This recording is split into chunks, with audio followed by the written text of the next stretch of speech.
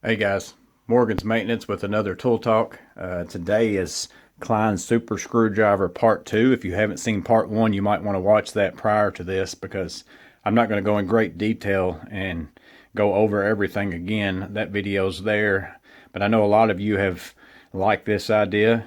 You've said something about it, but there's a feature that I didn't even mention the last time that I shot this video because I didn't even think about it, but I ran into a situation yesterday where I used this function and I thought it would be interesting to share with you guys to make sure that you know about it. So as you know, I took the 14-in-1 adjustable screwdriver handle and swapped that out with the 7-in-1 flip socket handle to give me the option of having bit storage for my flip socket handle. So now I've got a 19-in-1 because I've got all this bit storage plus the sockets.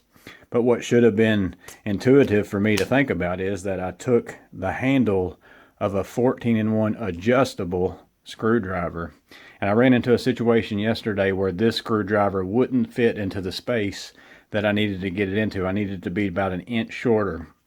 Well, if you take off the extra sockets on the storage, as you can see, this flip socket also has lines on the shaft.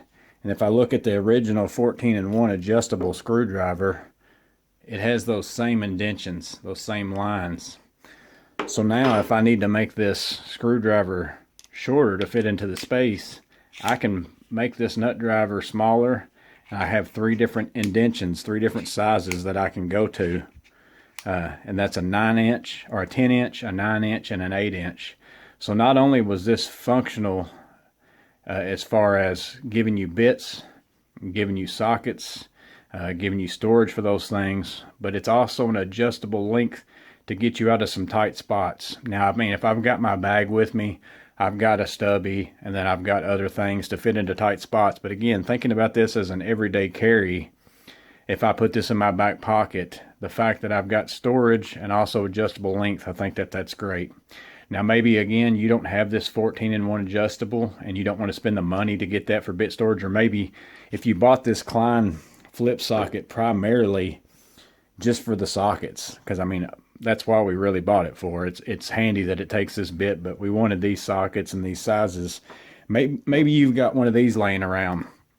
It's the Klein 32619, and I don't have the original blades that fit in this, but this is one of the first handles that they came out with, and it had a Phillips and slotted, and then also a square 1 and square 2 interchangeable blades that allowed you to change the depth of those. So if you've got one of these handles laying around, you can also take that handle, use it with your flip socket shaft, and have an adjustable screwdriver as well.